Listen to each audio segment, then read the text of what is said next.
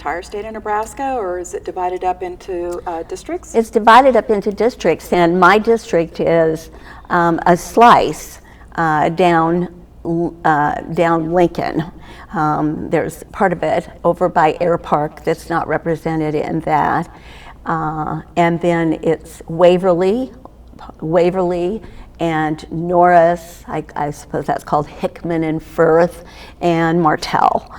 And so it's kind of an odd little piece of it that I represent. But the interesting thing about being on the state board is once you're elected, you make decisions as a board that affect the entire state. Absolutely, absolutely.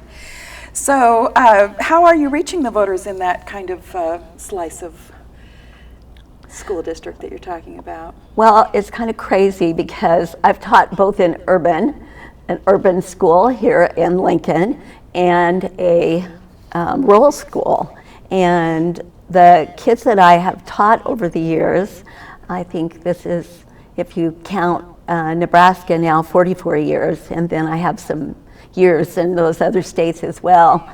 I've sort of remained close to those kids over the years, lots of them, and social media has made that possible for me. So actually I have kids in Martell, I have kids in Waverly, I have kids in Norris. These are former students that are now adults. Oh yeah, well they're like 40 and 50 so now. Their children are moving through the school That's systems exactly now, right. Yeah. And so they believe in me and they believe in what I have done, and so that's how I've met. It's a huge district. It's a huge district. There's just no way you could ever walk it or cover it all by yourself.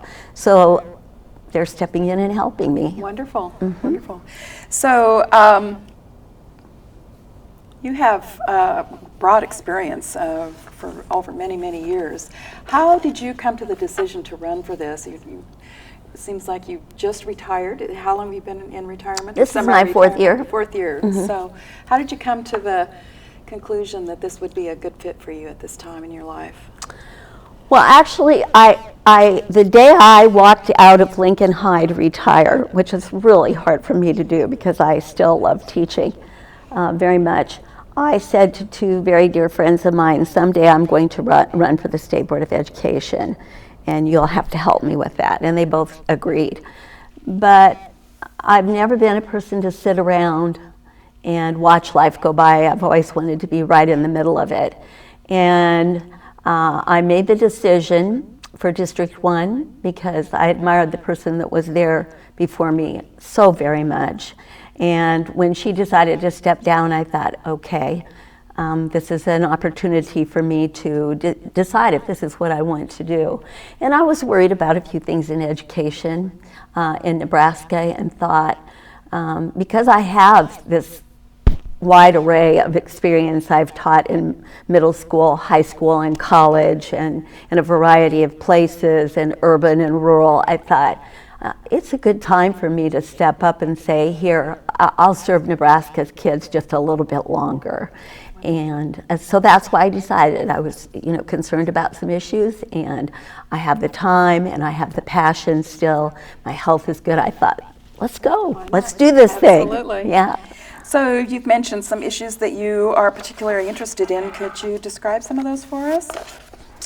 Well, I think like most public school teachers that are aware of things, I'm very concerned about charter schools in Nebraska. For or against? Or? I am completely against them, yes. I very much believe in our public school system, and I believe that we should be focusing on continuing to do a good job with that. And Nebraska is doing a good job. I'm not saying that we're perfect, but if you take a look at things like ACT scores and graduation rates and some of the other national tests, how our kids are doing when you check them out as they go across the United States, we're doing a pretty good job. And I've done quite a bit of research about some of the states around us, and I watched what charter schools have done to the educational system in some of those places. And you can see that it really takes its toll on public schools and public education. And public education has been around for about 100 years, now a little more than 100 years. And I sort of feel like it's the foundation of democracy and equal opportunity for every kid to have a solid education. And many of the charter schools simply handpick who they're going to have go to their school. And so we funnel our money away from public education for a school system that is governed by people that are not elected or hired by the public, and that money's going away from kids that are in public schools. I see all of the things that make that detrimental to public schools, and so I'm not for that. I think if we want energy put somewhere, let's put it in what already exists and make it even better than it is. And some people say, well, public schools are just not innovative enough for what we're doing in 2016. However, I watch some little tiny schools like COSED where I was before, and they have started an academy for kids who have special talents and gifts and they want to explore those gifts. I watch Lincoln Public Schools with all of their focus schools for kids of the arts and kids in science and that sort of thing. We're ready to really branch out in education and to provide some very innovative kinds of programs for schools. We have to have the money to do that, but certainly, certainly, certainly funneling it someplace else is not going to make that possible. And that's usually to a private enterprise or a private concern. Yes, it is. Right? It is very much is. With no oversight or very little? None. We don't get a choice about how they spend the money. And teaching kids is not a business. It's something far more than that. And it's never a one-size-fits-all.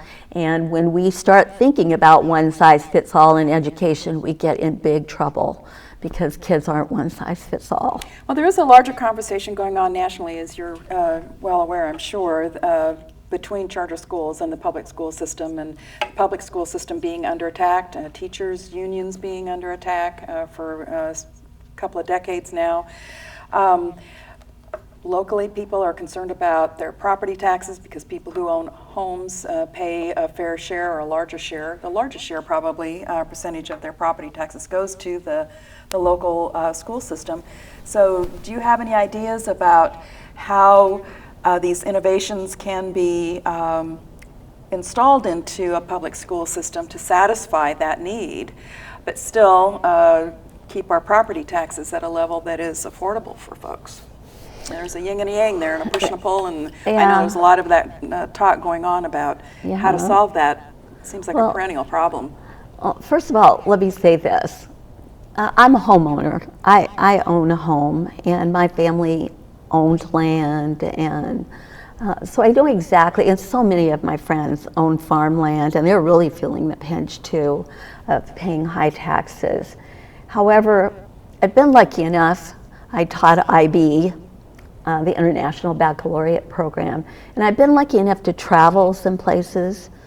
And I went to Russia for a month with the International Baccalaureate Program, where their tax system is so messed up and so minimal. And I came home and I said to my husband, we are never going to complain about paying taxes ever, ever, ever again, because we have so many services that are provided to us because we pay taxes in America, and we take them for granted. We have clean streets, and we have people who pick up our garbage, and we can call the firemen, and that local union, they just come running to help us. So many different things that are provided that I have quit complaining about that. I think if people would travel and spend some time in other countries and see what we have comparatively, then it becomes very evident that paying our taxes is a pretty good thing. So what would you say to the people who are advocates of the charter school system? There's been some folks in the state in the last few months that are advocating for that, and getting people to sign surveys and initiatives, and come on, let's work together in the public school system. That's what I would say. Don't split us apart.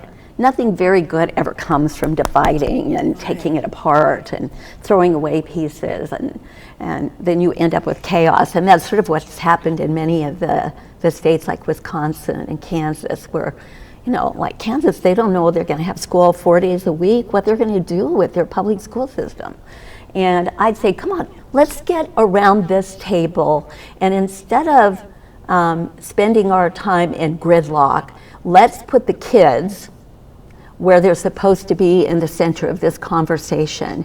And let's forget about all of our disagreements for long enough so that we make this work for these kids that we love and that we want to send into the next part of their lives with what they need. It's fundamental. Education is fundamental in our government, in our democracy. So certainly we can sit side by side and work together on something that makes such a difference to each one of us, no matter what party we're in, no matter what our parents have been or whatever. We need to sit down and work together again. And I see that in every aspect of politics today. But it seems to me when we're talking about something as precious as our children, that we would put some things aside and work for their good. So instead of just saying, well, this is the wrong way and mine's the right way, let's come together and find what's right about both of them and incorporate them into the public school system and see if we can make it a better place too. I agree. I think that part of it is driven by ideology that wants to privatize and make money off of everything. And I don't really think that, like you say, that they're putting the children in the center of things. They're trying to fix something that isn't broke just so that they can make money off of it. Yes, it is very profit. It's very profit oriented, and you can watch that in many other facets of our lives as well, as like nursing homes. My sister is challenged and I'm her guardian. I watch that in that whole system where they privatize that and it's about profit. And then the client becomes secondary to the finance. Yes, right. Academic research has pointed out that children hit hardest by the consequences of poverty is reflected in their academic record. Is that something that you can speak to? I certainly can. Okay. I was a child born into poverty. I lived most of my early years in a one-room apartment, and we had to go downstairs to take a shower. We had to go with a little cart to get our groceries clear across town or to do our laundry. There were times that we were hungry. And so I know exactly what that is. I know what it's about and I know what it does. Kids who are living in poverty are not as engaged in school, and I know why they're not, because you're thinking about, well, what will I be doing tonight? And literally I thought about in the school day, where will we live tonight? Because my mom would maybe be unable to pay the rent, and so I'd get home and the suitcases to be packed and we'd go somewhere else. I worked with a lot of kids who are suffering with this. It's not very hard to find that in Nebraska now, with 42% of the kids in Nebraska on free and reduced lunches and living in poverty. And I'd even argue that there's more than that, because my mom would never have filled out those forms because of a sense of pride. And then we have so many immigrant families who cannot fill out those forms. So I think we have a lot more than that. So those kids are worried about things like their dental work, or they're not feeling well and they don't have medicine. Are they going to have enough food tonight? A job that they have to do that may take 8 more hours after they get done with school. And so I think it's affecting our school system and education more and more and more. And it's one of the major planks in my platform. I say, well, we're going to have to address this as a nation and as a state. What are we going to do about this? What are we going to do for our children that are facing this? I just finished working with a movie. Nebraska loves public schools, called Poverty. not a choice. I directed it. The Nebraska Loves Public Schools produced it with Sally Barrett Nelson, so very proud of it. We just got back from Los Angeles with one of the young men that was in it, who won an award for his piece in it. But it was a group of 10 students, 7 of them who actually lived in poverty and 3 who did not. But we researched, wrote real life stories of Nebraska kids living in poverty and what it feels like. And then we put them together as if they're speaking to you in monologues. So we used the theater to make this a very real moment in somebody's life. If you're looking at a child telling you what happened to them last night in their own words, and we used a lot of the people's own words and what they were saying, suddenly it becomes real. Suddenly you know, even if you've never lived in poverty, what it feels like. One of the young women wrote my story about the suitcases, about coming home at night and not knowing exactly where I was going to live. And it's suddenly more poignant than if I just say 42%, because somehow 42% is somebody else. It's a huge problem. That seems like a big number, and it seems like the richer our country becomes, the larger our population of people that are living below the poverty line. And it's confusing and frustrating, and how do we fix that? Well, we have so many people who don't, first of all, believe it. That's what's amazing to me. I've had so many people. One gentleman, I went to meet a group of people at a meeting, and he said, I work at the food bank, and I mean, obviously this is a really great man. He's obviously has been blessed with plenty in his life, but he's giving back. He's trying to find ways to help people. And so he listed 3 or 4 things that he was doing to help people in poverty. And he said, and every time I go to look at the statistic, it gets worse. And he's like, what, is that true, Patsy? And I said, oh yeah, it is so true. And then on the other hand, I've had people who've asked me those questions, and they are in complete denial of the fact that that's happening in our state.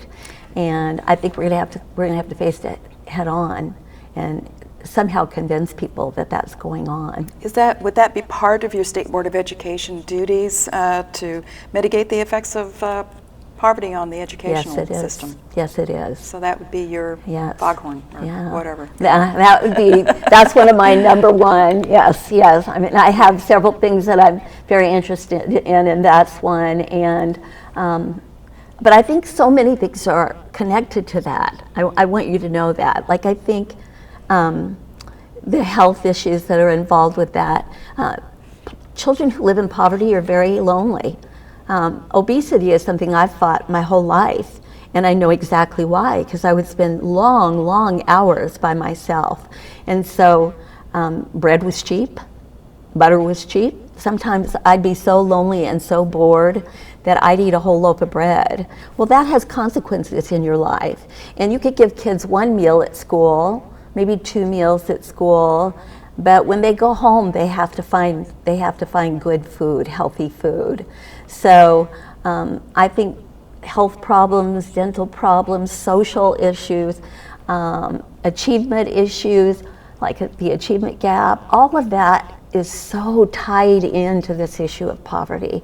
And I don't know how we're going to solve it all, but I think the first step is, and this is what I've been a part of for 4 years making that film, is, hey, you guys, this is not a lie. This is the truth. It's happening. Now what are we going to do? Has that film been released yet? Yes, it is. Was it on NET a while ago? It was. I think I watched that. For the whole month of February. Yes. It was on there, and you can still go to Nebraska Loves Public Schools and view segments of it or the whole thing. Okay, wonderful.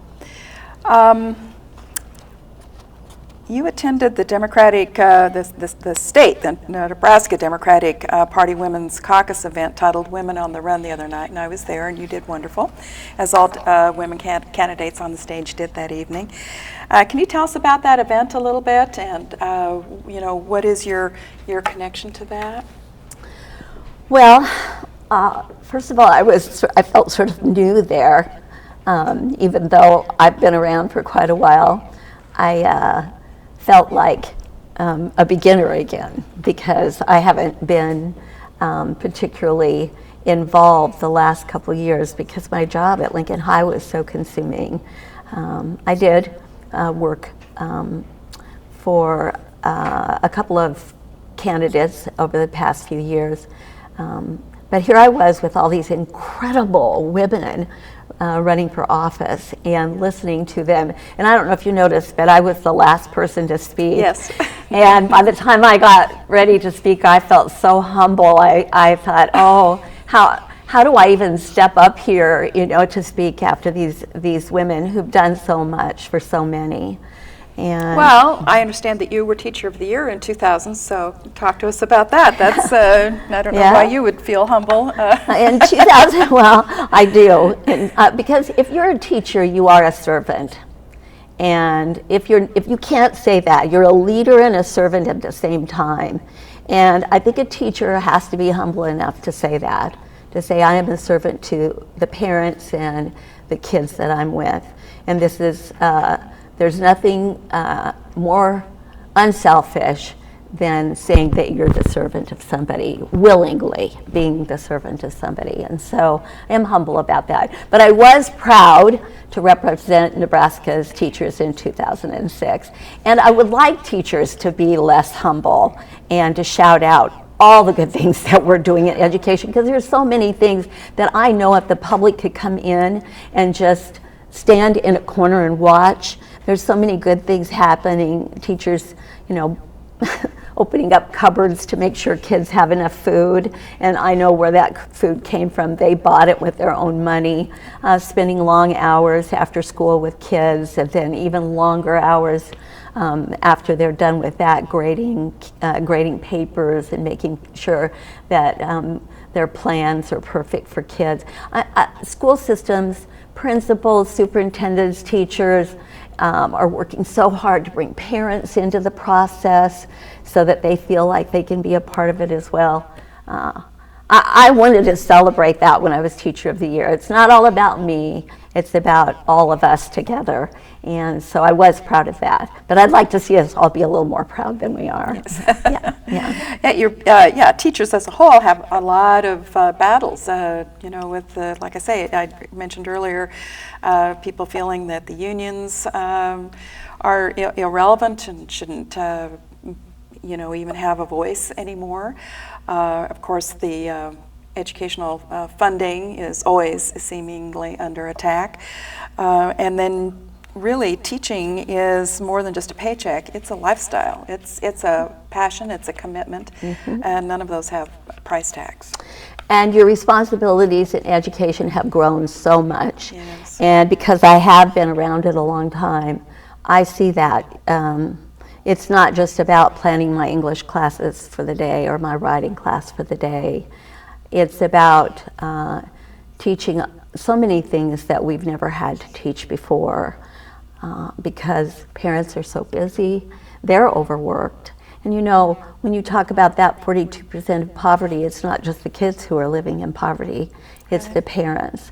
And they have jobs that demand that they work so many hours a day, and then many of them have a second and third job. So a lot of the responsibility of parenting, I think, has been passed along to teachers, and they're doing more than just what they did, at least when I started teaching, a lot of different things. So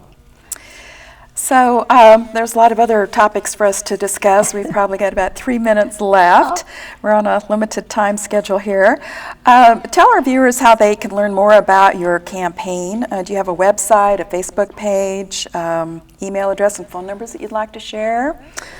All of the above. All of the above. Okay, well, let's start with the website. Okay, the website is called Patsy for Kids. Okay. All right, and you spell it out. Just spell it out, and .com is the website. Okay. And Facebook, Patsy for Kids Facebook is the Facebook. Okay. And you'll find all the information you need there to contact me. My social media is a past student, and he'll make sure you get right to me. Okay, wonderful. Anything else you'd like to share in the last couple of minutes that we have? Anything that we haven't hit on that's really important to you? I think I'd like the public to know that for me, this is about the dedication of my lifetime. This isn't about, I'm not going to go on to some other office. I'm not going to try to achieve some sort of greatness. I don't see any cameras coming around taking pictures of me for this particular job. This is me saying to the public of Nebraska that, yes, I have served kids for 44 years in Nebraska, and I still want to continue to serve them as long as I can. So give me the opportunity, and I promise them that I'll always ask the question, what's good and right for kids, before I make a choice. It's an excellent note to end on. Thank you so much, Patsy Koch Johns, Nebraska State Board of Education District 1 candidate. Thank you for being with us today. Appreciate it. Hope you come back. I'm Jane Egan, your host. This has been another edition of the Watchful Citizen. We'll see you next time.